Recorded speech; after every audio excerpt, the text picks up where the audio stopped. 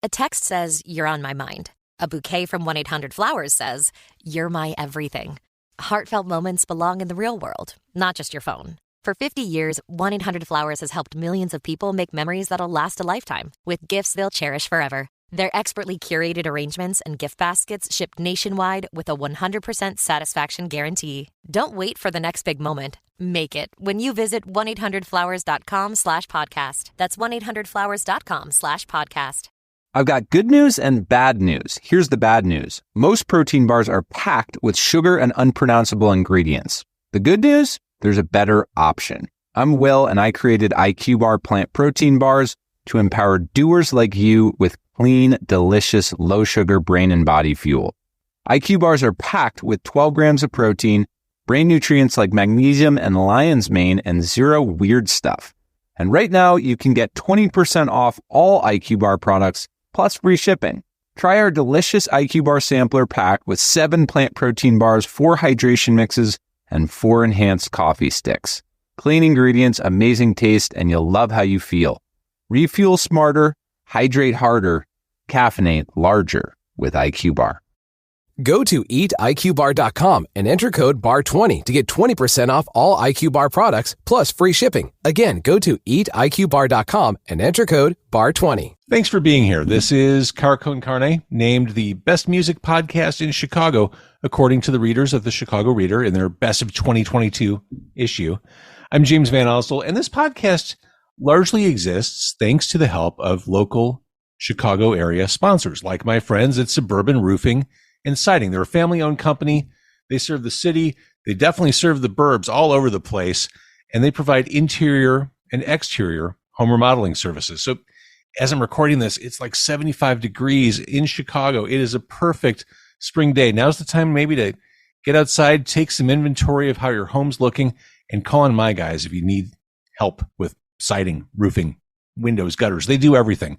Call their team and get started today. 224-677-6149, 224-677-6149, or check them out on the web, suburbanroofingandsiding.com.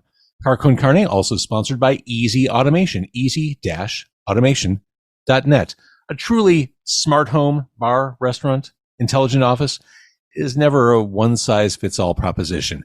Your Easy Automation Pro will meet with you to determine your needs and then customize a system for you. From the family room, bar to the boardroom, it's under control. Easy-automation.net. Go there, ask questions, get a quote. Easy-automation.net. It's Car Con Carne. Let's meet in the car. It's Car Con Carne. And now here's the star of our show, James Van Osdol.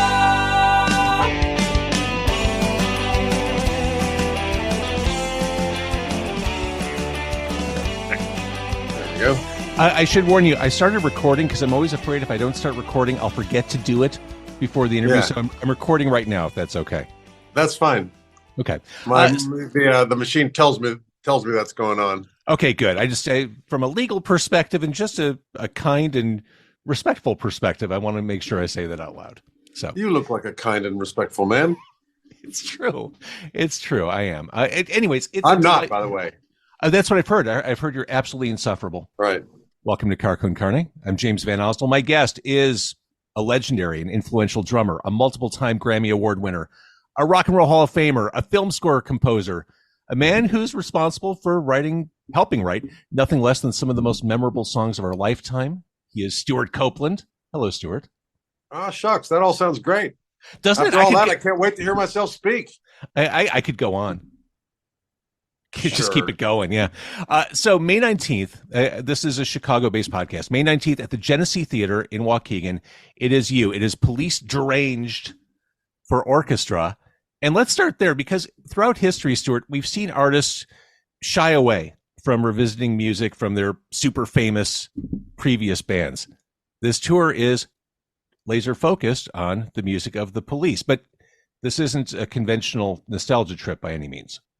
Well, a couple things. First of all, I'm also doing a book about the early Police years. There's some kind of Police deluxe box set coming out. So this is a year of police, and it's all police, police, police, police. Next year, you will not hear the P word coming from me. But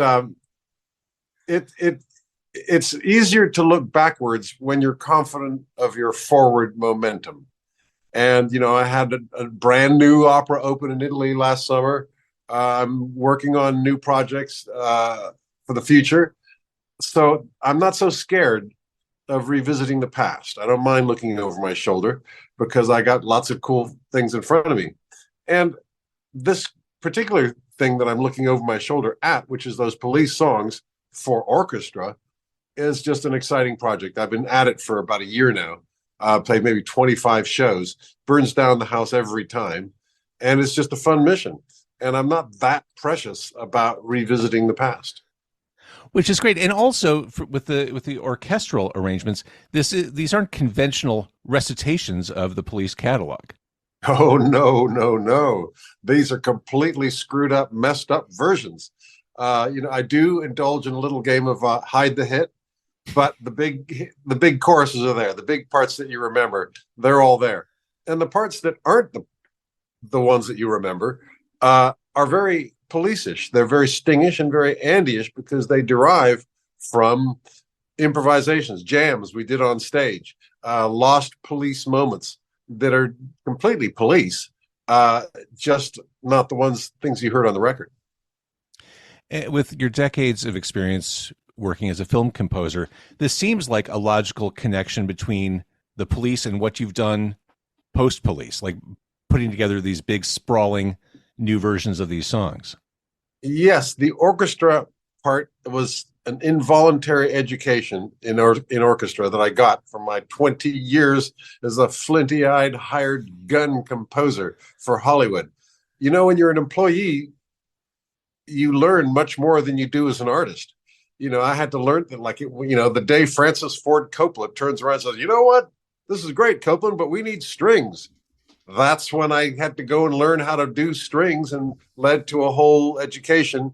There you go, Rumblefish. Led to a whole education in orchestra, which has become my obsession these years because I've discovered that orchestra can rock. When I show up in Waukegan, your august Waukegan Symphony Orchestra, which is brilliant at playing Mahler and Brahms and all this beautiful, life-changing classic music of the ages, I'm going to turn those guys into a rock band. They're gonna rage because orchestras can, in fact, do that. With me banging the shit on the drums, the house is going to rock. And just because it's orchestra doesn't mean it's namby-pamby. No, it'll be raging. And I got 3 soul sisters on the mic, so you get the songs too. And I was going to mention that too. I think when doing these police songs, you almost have to take things in a different vocal direction than what people have in their heads from Sting. Well, I mean, can you imagine some poor guy getting up there? Right. I wouldn't do that to anybody. Even if they were brilliant, I wouldn't do that to anybody.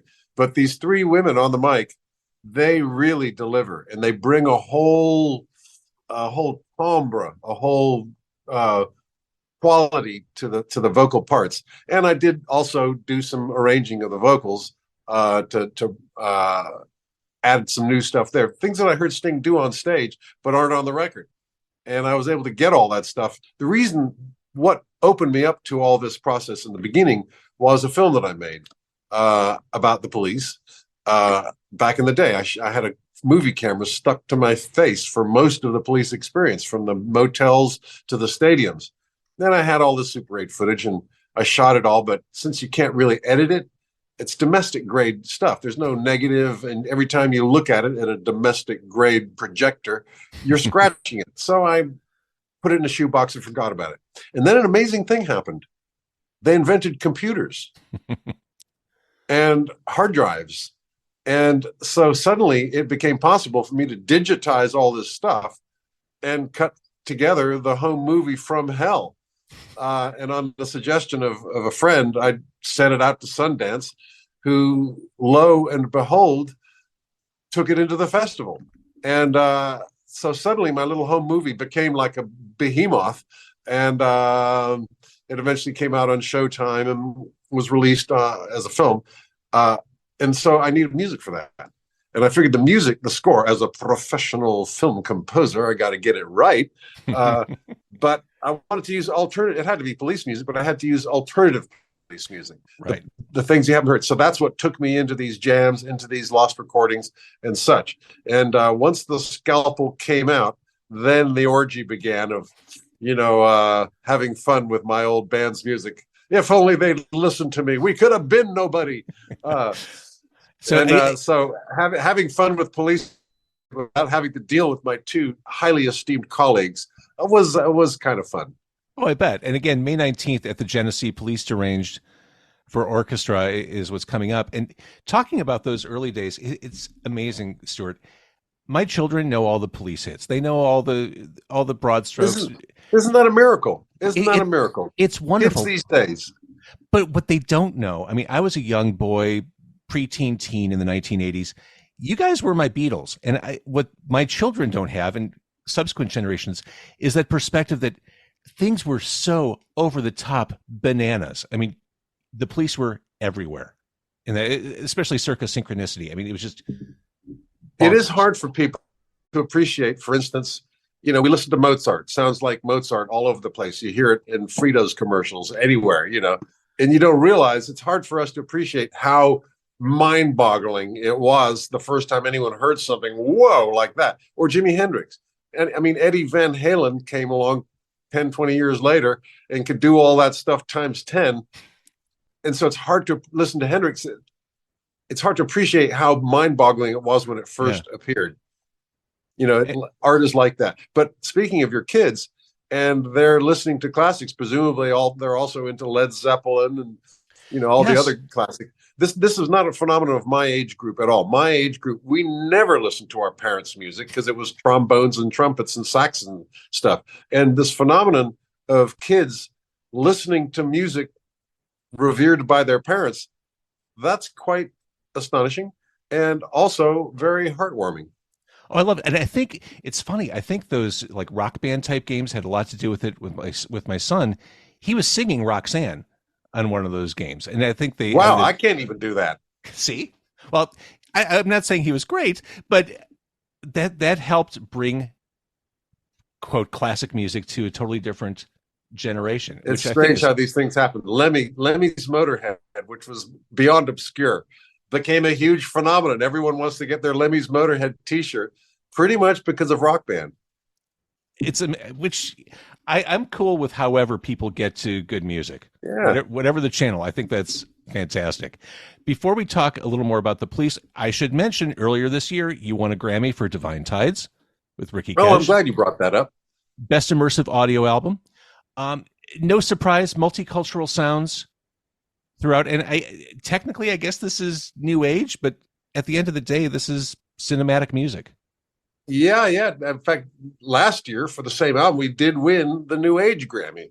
So that's 2 Grammys in 2 years on the same album. How about that? That's kind of cool. that rules. And in my 70th year to be winning Grammys, it's not fair on the young folk. Yeah, it leaves something. And also the other thing is that able to check that box, the New Age Grammy. I mean, how long have I yearned for that accolade? And now at last, I can check that box. Well, and just thinking back to Atlandos, I mean, that was the sound of it. Just a scrappy band positioned somewhere between new wave and punk and reggae. Like, what an interesting path your career has taken. Yeah, it has been kind of interesting. I suppose it seems really natural to me. Look to my left and to my right at my fellow musicians who still just play guitar or just play drums. And I wonder, come on, you've been doing that for 20 years. Is there any other musical curiosity you might have? And it surprises me that more musicians don't do more with music. As my daddy used to say, you're not a drummer, you're a musician. And you're not just a musician, you're an entertainer. And so it does surprise me that more of my buddies don't try other instruments, try other genres, try other music of various kinds. Well, and I've got the rhythmicist behind me, which it's obscured by sunlight. I don't think that's what people might have expected rolling out of Ghost in the Machine and Synchronicity. I mean, you've always been following your own muse and taking your own creative chances. Well, they might have expected the rhythmist, my travels across Africa, recording, sampling African music. That might have been okay. When it gets to opera and ballet, no. Copeland, what are you doing? Fair. And by the way, I feel blessed that I can get away with it. My buddy Stingo did a lute album, and by the way, he's really good on that thing. And if you see him playing it, you get it. But just as a gag, as a punchline, Sting with his lute, boy, did he get beat up for just doing something adventurous, something unexpected, something new and interesting. And man, he really is good at it. It's not what people expect from him, but he has a right to do that. Sure. I guess that's the upside of being the drummer at the back of the stage, is that people don't have such a rigid expectation of what I'm supposed to be doing. Exactly. So before I send you on your way, can I get a couple of first thoughts if I throw a couple of Police and Stewart Copeland songs your way? Sure. First things that come to your head? All right, let's start. Yeah. We're 45 There might years. be not anything. There might be nothing. Well, I'm going to roll the dice on this. We're 45 years Sure. out from the first album. Let's start there. Song 1, side 1, album 1, Next to You. Next to You. Cool track. No, I wanted to be next to you. Yeah, we played that. The last song the Police ever played was Next to You. At the end of the fourth encore, at the end of the last show of the 2-year reunion tour. That was our last encore, so presumably that was the last song we ever played. First and last. How about that? You mentioned Grammys. Let's talk about the Grammy Award-winning Regatta de Blanc. Let's mention it. That's my favorite Police album, actually, because it was recorded at a time when our mojo was really high, but we hadn't fully ascended the mountain yet. We were still working it. The first album, we played those songs in and out of clubs, pubs, and wherever, and we recorded it in 20 minutes. The second album, we were still on tour. We were breaking America. We were working our way across the ocean of America, playing club after club after city, and we didn't have enough material, so we were just making stuff up, improvising, jamming, and so on. Then suddenly, let's record another album, and we didn't have enough songs. And so we just had to kind of create stuff in the studio. Sting would have a snatch of lyric here, and we'd come up with a riff, and it was probably our most collaborative album when we were really feeling it. We were really feeling the buzz of, we've got a cool band here. We were very full of ourselves, and that, what you would call mojo. And that puts an X factor on the tracks. The subsequent albums were much more studied, much more, Sting had written all the songs we need. We got there. We've all got songs, but we learned them right there on the spot, recorded them right there on the spot 20 minutes after hearing them for the first time. But Regatta was very spontaneous, shoot from the hip. They say you have your whole life to write your first album and 6 months to write your second album. Right. Staying on the Grammy track, one of, I think, the coolest songs the Police ever wrote was also one of the most successful and also one of the darkest, Don't Stand So Close to Me. Very dark, very cool. And once again, Stingo's literary, he spent all of his time in dense literature and songwriting. And it's very dark, very sinister.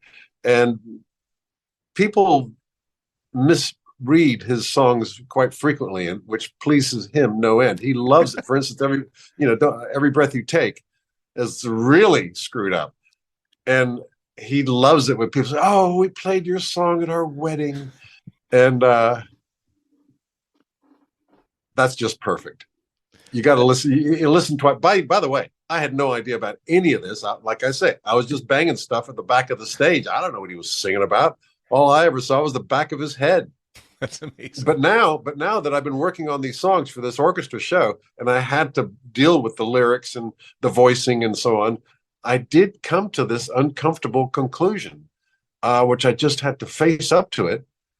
And I feel better now that I've faced up to this conclusion. And by the way, don't tell him I said this, but the guy's a genius. kills me. You don't want that. But the guy is a genius. Yeah. And here's the thing. You see all this orchestra stuff that I'm doing with the orchestra and singers and all this cool stuff. This is my revenge. That'll show him. Yeah. Let's stay on Zenyatta. Let's go to one of yours, Bombs Away. Sure. It's kind of a third world lament. It's about the chaos happening in the third world, unknown to American people. And for us, something bad happens. Hey, let's go bomb something. And we do, little realizing that there are actual people over there, men, women, and children, and lives being lived. And they're so far away from us. Then we do things by remote control. And the people we elect, the decisions that those elected officials make to please us back here in America, who have no idea what we're doing over there. Now, I did grow up over there in the Middle East, and I saw the results of American policies there, which were not kind of sleepwalking, which were not because America is evil, but because America just isn't really plugged in and has no idea that those are real people over there. They're just as good as us. Before God, those are human beings. But I watched my country do some, participate in some actions, not out of evil intention, usually out of good intentions, but with devastating consequences locally. Let's jump to that shut you up. No. I'm so glad things are different in the modern day since you wrote that song. Things have changed so dramatically. So we're so cognizant. Yeah. And by the way, things are more cognizant. People do know more about it because of the internet, because of Google, because of every 20 different reasons. People are much more aware now. It's hard to appreciate because information is so available. It's hard to appreciate how information was not available. All you had was 3 news networks. That's it. And the New York Times, the LA Times, or your local 1 or 2 local papers. That was it. And so that's why in those days, people were much more ignorant than they are today. Kids today, Stewart, they don't realize how lucky they have it with Murder by Numbers. Back in my day, we had to hope that the radio would play it because it was not an easy song to find when Synchronicity first came out. Hey, well, look, come on down to the Waukegan and you'll hear it. That's one of the more it's a very obscure song for the Police. It wasn't even on an album. It was a B-side. But on stage, it's one of the more popular songs.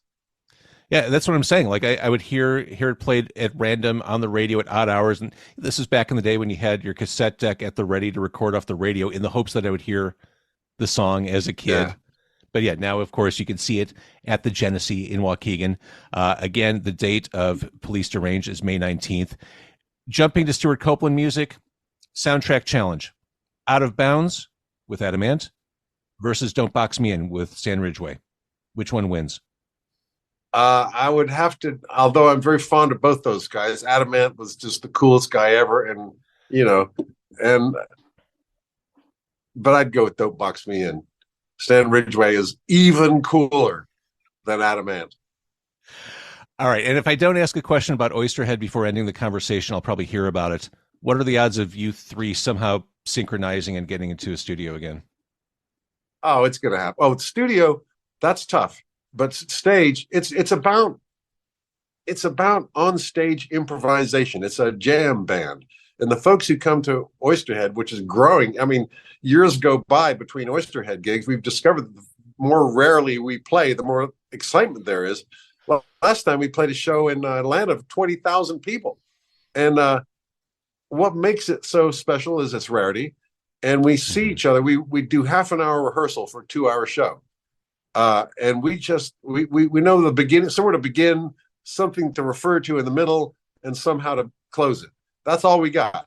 And the rest of it, we just make that stuff up right on the spot in front of God and everybody. And that's why the blessed jam band audience, that's what they come for. Mm-hmm. And they know we're going to flounder sometimes. They know we're going to hit a dead end, that we're going to be dead in the water. Okay. And then suddenly Les Claypool comes up with a bass line and I pick up on it, and then Trey's all over it and the thing explodes. The whoosh, the surge from the audience, that's what they come for. They know, and that dead spot proves that this has never happened before. Will never happen again. These guys are making it up right now, right here. And these 3 particular guys kind of have a buzz. I mean, Les and I are really close. We live in the same state. We do a lot of hanging out. Trey, I see him at Oysterhead shows, but man, that guy just picks up the guitar and cool stuff happens. And between the three of us, it just seems to work. And those Oysterhead shows are a blast and extremely rare. Yes. All right. And what a great creative outlet you three have found, playing off each other. And Yeah. to your point of when you see things maybe go in a direction that doesn't quite work for the fans, it's the recovery from that is really exciting. Yes. Yeah. The same surge that we get from the Police, which is a pop band, where we get to the big, I can't, Roxanne, and it goes into the chorus. Everybody surges because they know it's coming. Here it comes. It's about to come in. Here it comes. And they love it. With the jam band experience, they get the same surge, but not from familiarity. They just feel the connection, and it's the same kind of surge from the audience. It's that being surprised and delighted. Yeah, I tried to explain this phenomenon to Stingo and Andy without much success. I mean, by the way, the Police does that too, or did do that. We did a lot of jams on stage, but they were not as long. They were not 20 minutes. And we would come back to a song with a verse, chorus. But we did a lot of improvising too. I didn't mention anything off Ghost in the Machine. Can I just get impressions of Demolition Man? Cool. Also on the set in Waukegan. It's very much attitude. I'm a walking disaster. I'm a demolition man. Right up my street. I'm sure he wrote it about me. Back in the day, I bet I think this song is about me. Don't I? You're so vain, Stewart Copeland. All right, we can't wait to see you with the orchestra in Waukegan, Genesee Theatre, May 19th. It is Police Deranged for orchestra. Those songs we love, heard in a very different and super cool way. Thank you for doing this. Well, thanks for listening.